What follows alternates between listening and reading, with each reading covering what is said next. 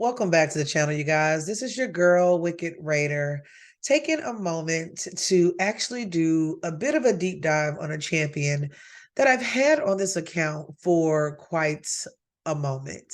And have you ever pulled a champion that you have been doing research on? You've watched the videos, you've checked out the reviews, you've put them in a couple of different areas, and for some reason, you build this champion out. You're so excited when you first get them, you build them out, you're ready to run them, and then you start realizing that what you thought about that champion was absolutely wrong. Today, we're going to look at a champion that honestly, I kind of misled myself on the idea of this champion. I think that a lot of the earlier videos for this champion that I watched, the feel for this champion was a little bit different as well. I have made it to Undead Horde. We're looking at epic champions, and today's video, we're going to look at my guy, Gorgorab. Gorgorab is a champion that has been around in the game for quite some times, and he is an epic support champion. Now, let me give a little context to this one. On my original Wicked Raider 22 account, if you guys remember the numbers that were at the end of the name, this is a champion that I pulled extremely early on. I want to say he may have been my third or fourth shard pull. So was extremely excited. Ended up having, I think for this one, Elhain was my login champion, was my original champion. Sorry, so she's my original starter champion. Deliana was the first champion I pulled for this account. And I want to say Gorgorab was like right behind there somewhere. So received him pretty early on, and I figured this guy was going to be the epitome of progression. I fixed in my mind, even though clearly see supports, that Gorgorab could lay down an extreme amount of attack damage. And I don't know, even after reading his kits, even after looking at the videos, it was like, where did I get that from? Absolutely no idea. So I gear him up, start running him on teams, and for some reason, the progression was not happening. You will run into champions that will force you to go back and to reevaluate their skill kit. And this is a champion that definitely had me do that. Gorgorab comes to us through the Undead Horde. Tons of reviews, almost 9,500 reviews on this guy. And I mean, he has areas within the game. As you can see, he is highly regarded across the bar. Hydra, Iron Twin Fortress. You guys know how I feel about these two areas. I think for most of us, Hydra is probably one of the last areas we kind of float into just based on the resources and what's most important. I get really caught up with various tournaments, events, even Doom Tower. So by the time I get to Hydra, it's still kind of an afterthought at this point in my gameplay. But let's look at the skill kit of Gorgorab. Now, aesthetic wise, my dude's doing okay. Looks kind of intimidating there. First skill is Misfortune. Attacks one enemy, has a 50% chance of removing one random buff. The random buff removal does become more important as you progress through the game. Now, as an epic champion, the other thing is you got to keep in mind the gear that you're going to place on this champion is going to be a bit more expensive for all of those who pull them pretty early in the game, and the number of books. So we're already up to 5 books just on the first skill, but those 5 books can increase damage by 20%. And it can also increase that buff debuff chance by an additional 25%. It's going to come to a kind of checks and balances, little motion there. So, second skill, Resurge, fills the turn meter of all allies by 15%. I'm here for that part. Places a 50% increased attack buff on all allies for 2 turns. You've heard me say it before, guys. The increased attack buff is one that I did not appreciate until well into my gameplay. It became extremely important when I was not only trying to win the speed race, but was trying to come out of the box with master champions to do the most damage that first wave. As you move up, even in arena, as you begin to move up, within your dungeons, even your keeps, you're going to start noticing the importance of not only going first, but laying down the highest amount of damage that is absolutely possible at that particular time. Now, the good thing is research can be placed on a 3-turn cooldown, which is kind of nice. But I like the turn meter feel. That's good. I like the increased attack. I like the 50%, increased attack. I'm feeling the buff. But we come to the third skill. And the third skill, I think, is one at that point in time I needed for my account the most. So animate. This is a skill that can be placed on a 5-turn cooldown. Revives any dead allies with 25% HP. Is Gorgorab our strongest reviver? The answer is no. Honestly, he's not exactly my favorite support champion, but for a long time, he was my only support champion for this particular account. Even after he revives his dead ally with 25% HP, he then heals all allies by 25% as well. So this heal can be increased by an additional 20%.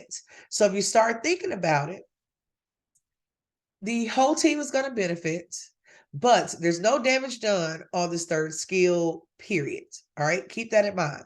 The heal will happen even if there are no dead allies. So I like that.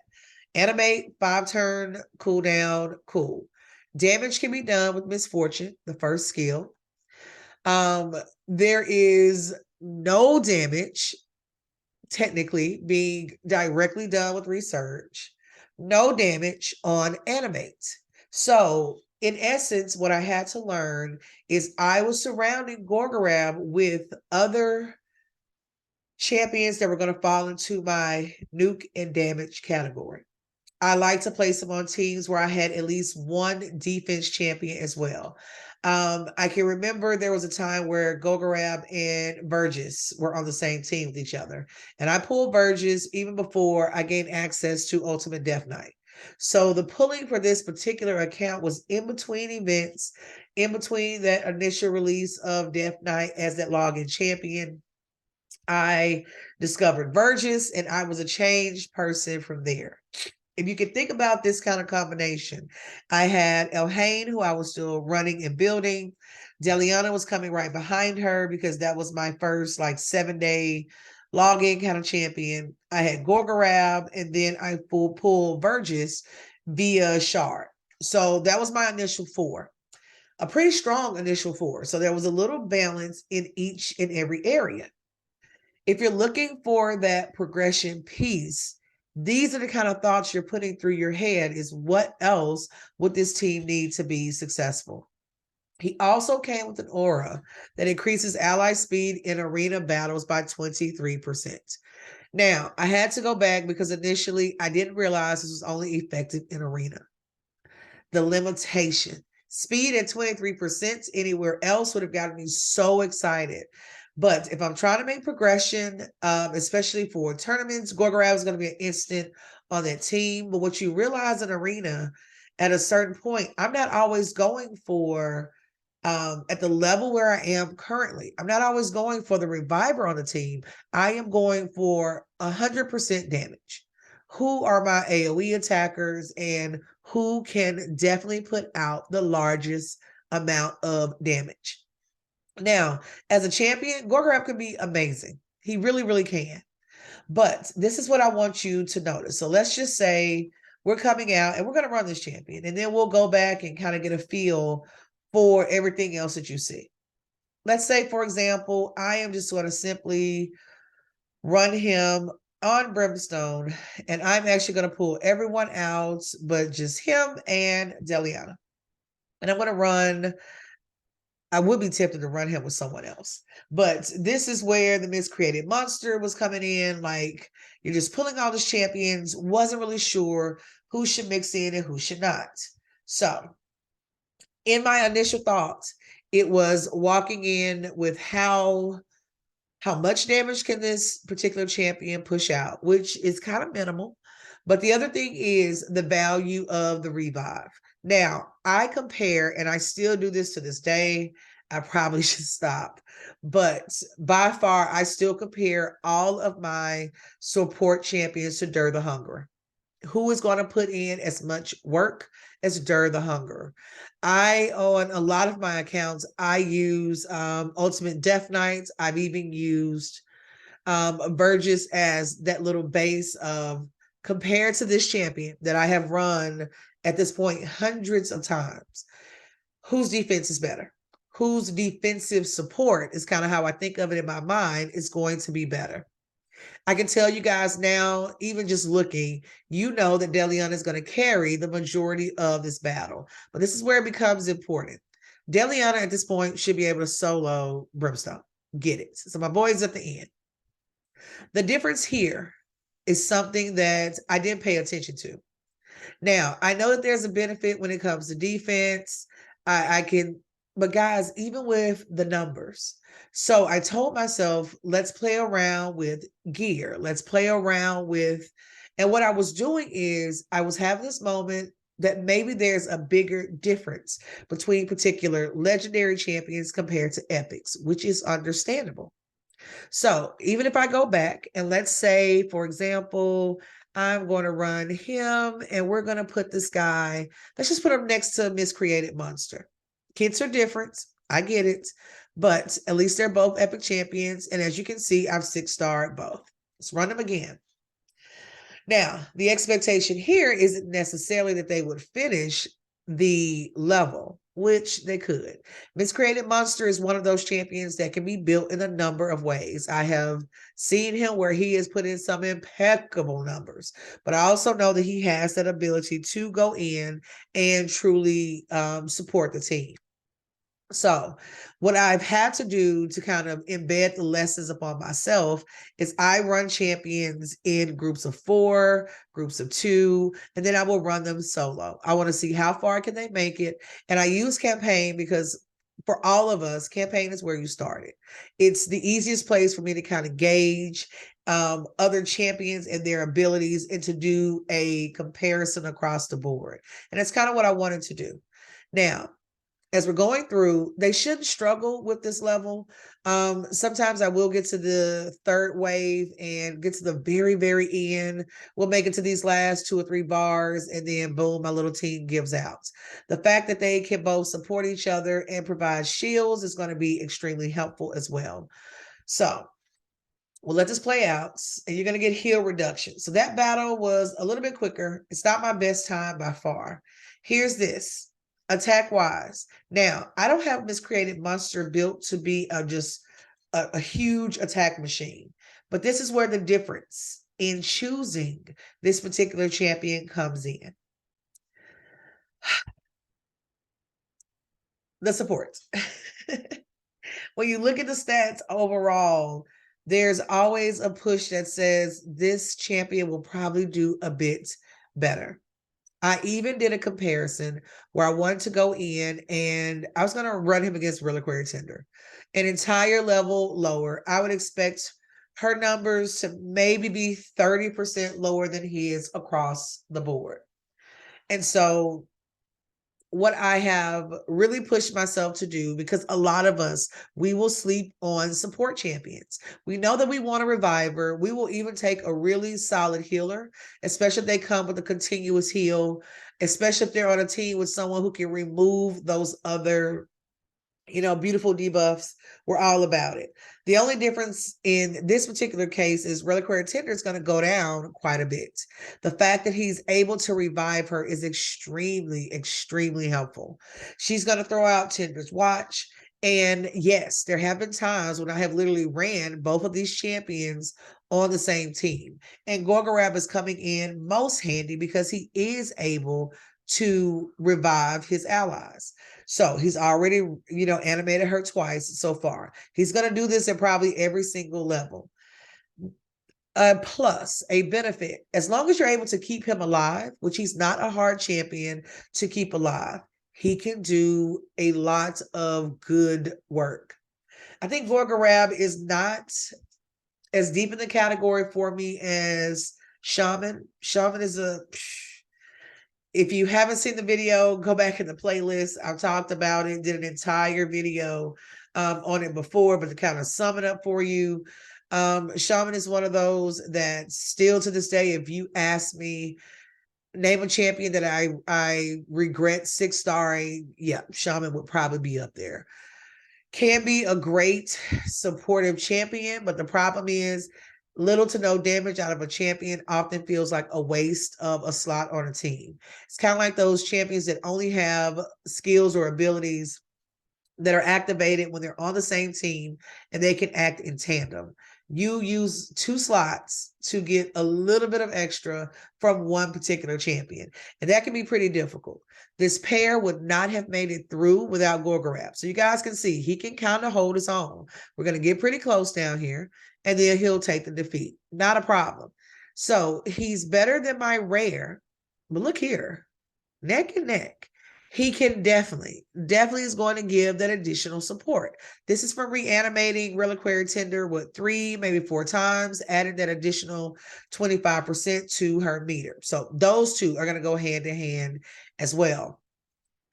But guys, when I'm basing it on the ability of a rare, because as I've compared him to even other epic champions, it's not necessarily the same. Now, I thought about it because I wanted to do a comparison, but I couldn't remember the kits, and he's attack base. I did have another champion that was actually support. Pestilence was another one. Actually does a little bit more attack, especially with the HP burn. Not really the same style of support champion, which is the other thing. Yeah. And after that, I come all the way down to Lamiber. I mean, that's kind of where you are with this. So Gorgorab is a champion. I think initially I 6-starred him because I was so excited to get a different style of champion. At the time, he was probably one of the best champions I actually had. Like, he was before Flyja, before Miscreated Monster, like before Ultimate Death Knight, before anybody else below him, before any of my other legendaries. I had Gorgorab, and I ran him quite a bit. I still use this champion, but as always, as your account matures, your view on particular champions will mature as well. So if you have them and you haven't built them out, if you're looking for a reviver that provides that additional support, he can definitely be your guy. If you're getting close in upper level dungeon, especially if you are like level, you're stuck somewhere around levels 13 to 17 is like a little stuck spot for a lot of us, hitting that stage 16 mark and beyond. If you're looking for a push, if you have champions that you're struggling to keep alive, I have run him on the team with Tronda before. I've run him on a team with other healers so they can kind of go tit for tat with reviving one another and keeping the remaining of the team alive. So it's certainly something to think about. I have to work on actually finishing booking out this champion, which is my next push on this particular account. But I will say it and say it again. Guys, take the time to look at your teams, build your teams, and don't hesitate to go back with a secondary look into rebuilding when necessary. I would love to know how you guys are using Gorgorab. How has your play changed since you added him to various teams on your account? Do you feel like he is a definite 6-star, or would you take him to 5-star and kind of play it out? This is a champion that you booked on your account. I would love to get some additional information. I know I can use him better. Also on this account, I'm still pushing to definitely run my dungeons a little bit deeper and get some higher quality gear. But if you guys would like me to go through gear or anything else like that for these champions during their deep dive, definitely let me know. Thank you so much for those of you who are listening and giving me tips, especially when I stumble over those percentages or increases with books. It helps me become a lot better. And so having the deeper understanding is what we're going for. If you haven't done it yet, so go ahead and hit that subscribe button. If you are looking for a clan, we are in the midst of CVC. We can definitely get you in next time. Join 22WK. We got about 10 slots that are open. We try to keep it nice and fresh. We're pushing pretty hard in this CVC to try to get things done.